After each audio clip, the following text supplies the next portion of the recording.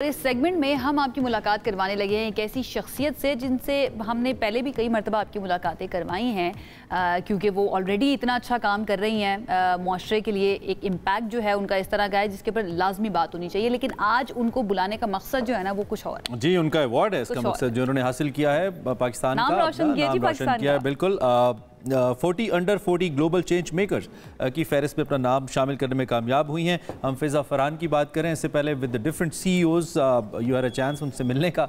आज अनफॉर्चुनेटली जब इतना बड़ा मौका है फिज़ा, तो we somehow miss this thing कि आप यहाँ पे नहीं हैं। फर्दर थोड़ा सा आप इनसे बात भी कराते हैं आपकी, लेकिन आपको बता दें कि ये एजाज़ उन नौजवान लीडर्स को दिया जाता है जो पायदार तरक्की के लिए काम करते हैं, सोशल वेलफेयर के लिए काम करते हैं और पॉजिटिव चेंज के लिए काम करते हैं। And Fiza has definitely played her role और इसी वजह से उनको एक्नॉलेज किया गया, पहचान दी गई। मौजूद है फिज़ा फरहान, आप बगैर वक्त ज़ाय किए आप बात करवाते हैं उनसे। फिज़ा, थैंक यू सो मच हमें ज्वाइन करने के लिए। सबसे पहले तो इतना बड़ा एजाज़ माशाल्लाह, आपको बहुत बहुत मुबारक हो। कितनी खुश हैं आप और क्या एहसासात क्या है इस वक्त?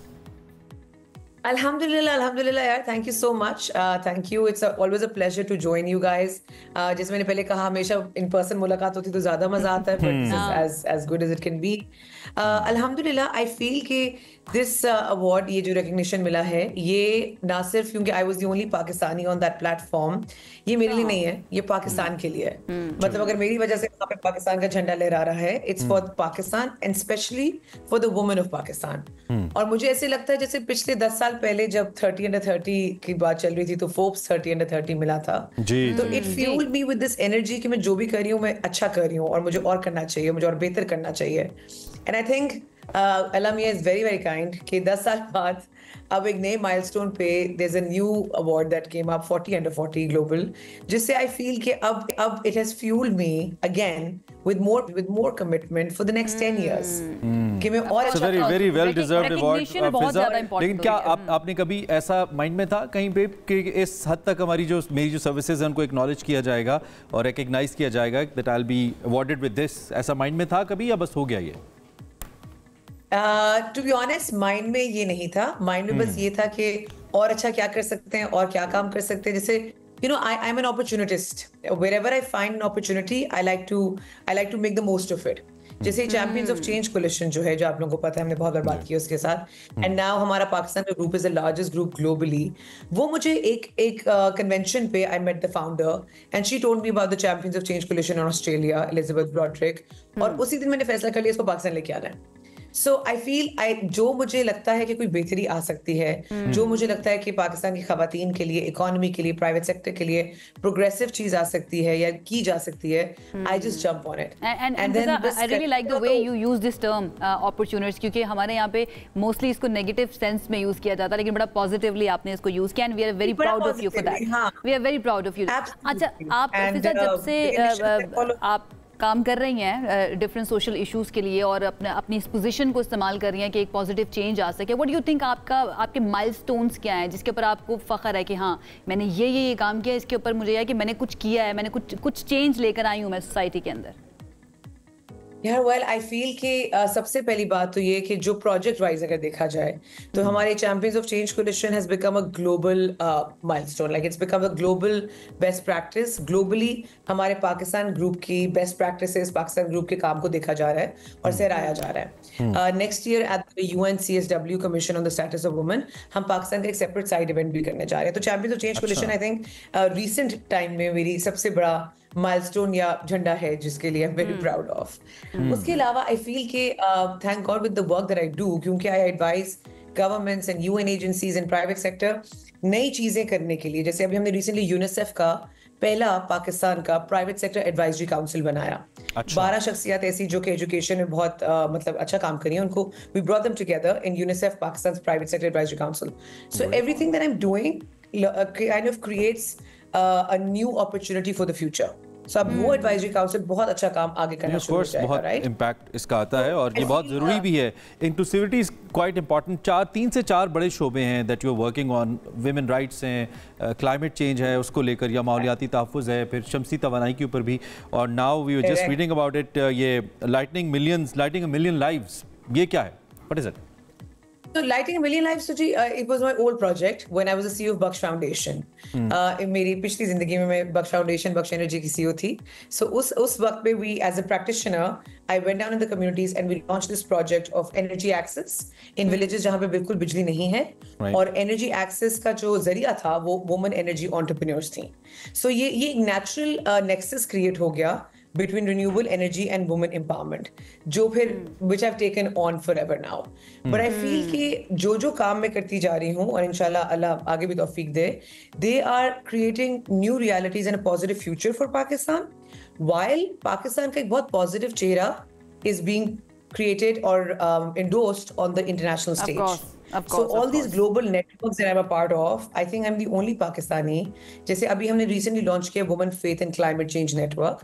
ये FCDO UK government का network है with the Italian government. Again, I'm the only Pakistani. So I feel these are all opportunities to represent the positive face of Pakistan, the positive face of the woman of Pakistan. Which I think and that's why we are very proud of you. बहुत ज़्यादा हमें फ़ख्र महसूस भी होता है. अच्छा फिजा, वैसे तो हम पहले भी इसके बारे में कई मरतबा बात कर चुके हैं. आप भी इस प्लेटफॉर्म के ऊपर स्पेशली वुमेन एम्पावरमेंट के ऊपर बहुत ज़्यादा अपने काम के बारे में भी बताती रही हैं और हमें ये डिस्कस करते रहे कि क्या क्या होना ज़रूरी है. Where do you think Pakistan stands right now? Women empowerment के फैक्टर को अगर देखा जाए, आपको लगता है कि हम सही रास्ते पर हैं या फिर अभी भी हमें कोर्स करेक्शन की जरूरत है अपने? यार कोर्स करेक्शन की जरूरत तो हमेशा रहेगी, बिकॉज परफेक्शन तो कहीं भी नहीं है. परफेक्शन तो यूरोप में भी नहीं है, अमेरिका में भी नहीं है, कनाडा में भी नहीं है. So I think we are on the right trajectory. जो वर्ल्ड इकोनॉमिक फोरम की आती है, रेटिंग आती है, जिसमें हम सेकंड टू लास्ट प्लेस होते हैं, which pinches me a lot. And by the way already I am in talks with world Economic forum on that, क्योंकि उसको चेंज करना सबसे बड़ा मेरे लिए माइलस्टोन है नेक्स्ट. आई फील वो बिल्कुल भी सच्चाई नहीं है. There is a lot of positivity going on, there is a lot of good work the private sector is doing, specially for women's empowerment.